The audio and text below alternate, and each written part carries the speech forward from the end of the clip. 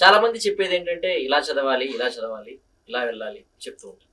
కానీ exit point అనేటువంటిది కూడా చాలా ఇంపార్టెంట్. బీట్ యూపీఎస్సీ గ్రూప్స్ మనకు ఒక ఆల్టర్నేట్ కెరీర్ అనేటువంటిది చూస్ చేసుకోవాల్సిన పరిస్థితులు వస్తూ ఉంటాయి. మనల్ని మనం ఎవాల్యుయేట్ చేసుకుంటున్నప్పుడు మనం ఆ స్టాండర్డ్స్ లేనప్పుడు. సో ఎగ్జిట్ పాయింట్ అనేటువంటిది ఎప్పుడు డిసైడ్ అవ్వాలి, ఏ సిచ్యువేషన్ లో డిసైడ్ అవ్వాలి? చాలా మంచి క్వశ్చన్ సార్. చాలా మంది యూత్ ఇప్పుడు ఎవరైతే సివిల్ సర్వీస్ ప్రిపరేషన్లో ఉన్నారో వాళ్ళు ఇదే సైకిల్లో ఇరుక్కుపోయి బయటికి వెళ్ళలేకపోతున్నారు. సివిల్ సర్వీస్ అనేది మనం ఎందుకు చూజ్ చేసుకోవడం, ఫస్ట్ అది మన మైండ్లో ఫస్ట్ రీజన్ మనం ఆలోచించాల్సిన విషయం. ఒకవేళ మీరు సివిల్ సర్వెంట్ క్వాలిటీస్ మీలో ఉన్నాయా, మీరు కంపల్సరీ చేయగలరా, అవన్నీ మీరు ఇంటర్నల్ సెల్ఫ్ ఎవాల్యుయేషన్ చేసుకోవాలి.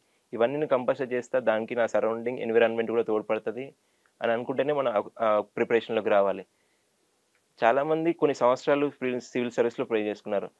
నేను చాలామంది చెప్పేది, మీరు ఫస్ట్ ఏదో ఒక గవర్నమెంట్ జాబ్ కొట్టండి. అది బీఇట్ any private, even it is private also, first మీకు ఒక బేస్ లైన్ ఉండాలి. దాని తర్వాతనే ఇలాంటి ప్రిపరేషన్స్ చేయండి.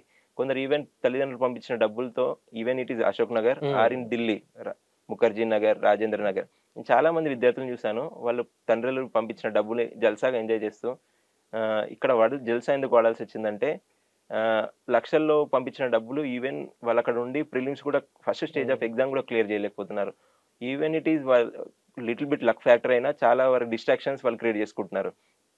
అలాంటి టైంలో మనం వాళ్ళ తల్లిదండ్రులకు డిపెండ్ కాకుండా మనమే ఒక జాబ్ చేసుకుంటూ దొరికిన పార్ట్ టైం టైంలో ప్రిపరేషన్ చేస్తూ అలా మన కెరియర్ సాగించాలి.